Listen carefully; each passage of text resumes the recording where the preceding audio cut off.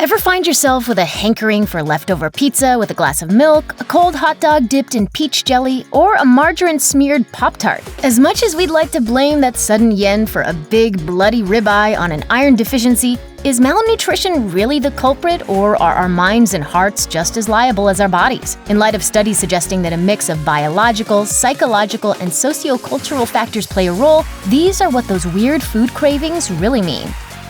Raw fish. Today, there isn't a grocery store that doesn't carry prepackaged nigiri, along with poke, ceviche, and other uncooked seafood specialties that once were hard to find. What does it smell like? Seaweed. But its very availability may explain its allure. Research on sushi cravings among Japanese women showed that we humans are conditioned by our cultural surroundings to want what we want. But we may have also been won over by the soft consistency of raw fish. According to NPR, because they aren't taxed by gravity, fish don't develop strong muscles, so their flesh retains the smooth texture we associate with many comfort foods, much like oatmeal or pudding. You know, just like you remember from childhood. Here, you need this more than me. Oysters. On the half shell, smoked from the tin, or broiled and topped with bacon, oysters have a pull unlike most other types of seafood. They're aphrodisiacs. Okay, let's get this over with. Don't you want to have some room service champagne and oysters? No, I do this better on an empty stomach. Back in 2005, Dr. George Fisher, a chemistry professor at Barry University, discovered that oysters, as well as mussels and clams, contain two special amino acids, and injecting those acids into male and female rats led to an uptick in the production of testosterone and progesterone. Fisher told The Telegraph, "They are not the normal amino acids that Mother Nature uses. You can't just find them in a vitamin shop. Increased levels of those hormones in the blood means you are more active sexually. And according to Prevention, zinc can be lacking in older people and anyone under a lot of stress. If that's you, you may notice that you're craving salty foods, like zinc-packed oysters. Refuel on your minerals, and then hit the hay with your favorite naked cowboy." Naked cowboy oysters. Naked cowboys are wild oysters pulled straight from the Long Island Sound. Chilies. From salsa to sriracha and curry to kimchi, an addiction to spicy foods can seem like a painful way to get your rocks off. Sriracha! But as Northwestern University reported, the sensations caused by the offending plant compounds, called capsaicinoids, release mood-boosting endorphins and dopamine, meaning hotheads are getting pleasure from the pain, and it's likely you'll crave more and more. Frank's Red Hot sauce, I put that on everything. In sun-drenched climates where they're more prevalent, spicy foods also have real health benefits. The sweat they cause cools the body, while their antimicrobial properties help prevent illnesses.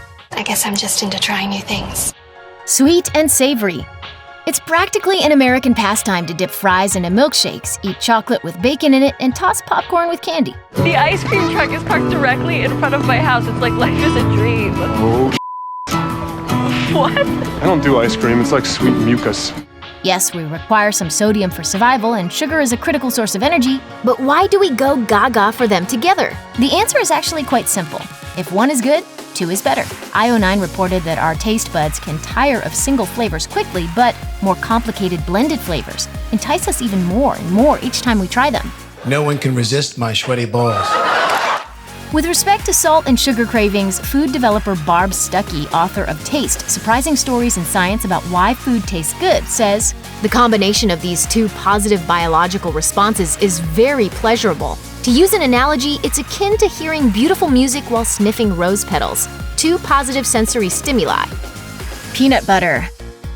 Peanut butter is salty and sweet at the same time. Of course, we're nuts about it. And those peanuts are also high in healthy fats, which can contribute to a lower risk of heart disease, according to Harvard Medical School. Okay, so which one tasted better? Steve. Yeah, the guy. With Lisa, I only tasted peanut butter and chocolate. Lisa had just eaten a peanut butter cup.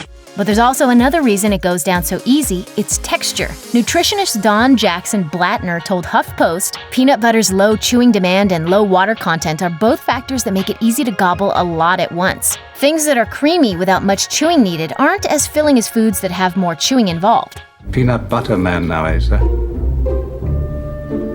Yes, I believe I am. I thoroughly enjoy this peanut butter. The white stuff. Craving potatoes, bread, and pasta isn't that weird, but the impulse to cram them down our throats to the point of discomfort isn't exactly healthy. CNN's Lisa Dreyer said of carbs, they are key to regulating blood sugar and providing energy throughout our bodies. So it's not just the taste of these foods that make us keep eating them.